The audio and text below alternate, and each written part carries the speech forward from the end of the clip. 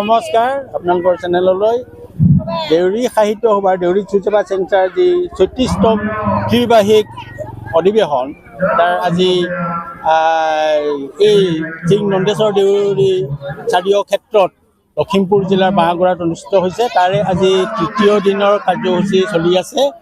তৃতীয় দিনৰ কাৰ্যসূচী মতে আমি ৰাতিপুৱা বেলা স্বচ্ছ অভিযানৰ পৰা আৰম্ভ কৰি এটা গুৰুত্বপূৰ্ণ দুটা আলোচনা চক্ৰ আছিল শিল্পীসকলক লৈ, দেউৰী শিল্পীসকলক লৈ আৰু লগতে মিডিয়াৰ লগত জড়িত থকা ব্যক্তিসকলক লৈ আমি তেওঁলোকৰ যি দায়বদ্ধতা সমাজৰ প্ৰতি সেইটো লৈ যথেষ্ট আলোচনা কৰা হ'ল। তাৰ পৰা আমি বহুতো প্ৰস্তাৱো গ্ৰহণ কৰা হৈছে যে আমি দায়বদ্ধতাৰে কামটো কৰিব লাগে। সমাজৰ অকল দেউৰী সমাজৰে নহয়, ওচৰে পাজৰে থকা বিভিন্ন জাতি জনগোষ্ঠীৰ লগতে বড়ো অসমৰ যি কাম সেইটো আমি দায়বদ্ধতাৰে কেনেকৈ আগবাঢ়িম সেই তেনেকুৱা ধৰণৰ আলোচনা কৰিছে। তাৰপিছতে আমাৰ এটা দ্বিতীয় মুকলি সভা আছিল। প্ৰথম দিনৰ মুকলি সভা।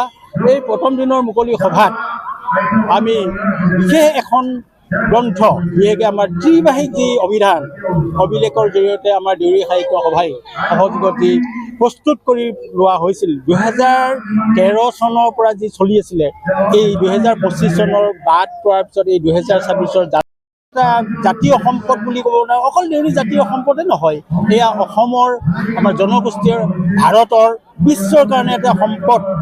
এই ভাষাটো কেনেধৰণে উচ্চাৰণ কৰে, ইয়াৰ লিপি কি, কেনেধৰণে লিখা হয়, এই গোটেইখিনি তাত গ্ৰামাৰ থেকে আদি কৰি তাত দেখুওৱা হৈছে। গতিকে নিশ্চয় আমাৰ এটা মানৱ সভ্যতাৰ এটা উল্লেখযোগ্য সম্পদ। আৰু এতিয়া আমাৰ মুকলি সভাত আৰু বেলেগ কিতাপ কেইখনো উন্মোচন কৰা হৈছে। মুঠতে এইবাৰ আমি গোটেইখিনি কিতাপ গ্ৰন্থ লগাই ৩৯খন গ্ৰন্থ উন্মোচনৰ ব্যৱস্থা কৰে, যাৰ ৩৯খন ব্যৱস্থা কৰা হ'ল। আৰু এই গোটেই গ্ৰন্থকেইখন ৰাইজলৈ আগবঢ়াই দিছোঁ। দেউৰী ভাষাত লিখা আছে, অসমীয়া ভাষাতো লিখা আছে, সমান্তৰালকৈ ইংৰাজী ভাষাতো আছে, অনুবাদ আছে। মুপাছাৰ যি গল্প দেউৰী ভাষালৈ অনুবাদ কৰাৰ এটা জুবিন গাৰ্গৰ মানে ৰৈ ৰৈ বিনালে যিটো তাক এটা দেউৰী অনুবাদ কৰিছে ফ্লৰিনা দেউৰী, আৰু মই নিজে সেইটো কৰিছোঁ অনুবাদ। ইটং না বিনা মেম এনেকুৱা এটা কথা। গতিকে গোটেইখিনি লৈ এটা আমাৰ অনুষ্ঠান চলি আছে। এতিয়াও মুকলি সভা চলি আছে। অহাকালিলৈ আমাৰ শেষ দিন, আৰু অহাকালিলৈও সেই এটা মূল মুকলি অধিৱেশন সমাৰম্ভ সভা হ'ব। গতিকে সকলোলৈ ৰাইজলৈ আমি আহ্বান জনালোঁ, সকলোৱে আহক, উপভোগ কৰক। দেউৰী ভাষা সাহিত্য সংস্কৃতিক আমি বিশ্ব দৰবাৰলৈ যেনেকৈ আগবঢ়াই নিয়াৰ কাৰণে যি পণ লক্ষ্য সেয়া। আৰু ইতিমধ্যে আমাৰ যোৱাকালি এটা দেউৰী বুৰঞ্জী উন্মোচন হৈছে।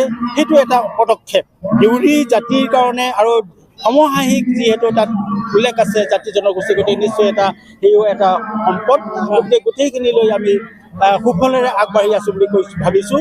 অহাকাললৈ যেনে সফল সামৰণি পৰিব, আমাৰ মনবোৰো ভাল লাগিব, উগুল থুগুল লাগি আছে। ৰাইজ উখল মাখল, সকলো ৰাইজ আহিছে, দেখি পেলাই আহিছে, আপোনালোকে নিজে দেখুৱাইছে। গতিকে আপোনালোকে অহাৰ কাৰণে ধন্যবাদ জনাই মই এইখিনিতে সামৰণি মাৰিলোঁ। চুম দে।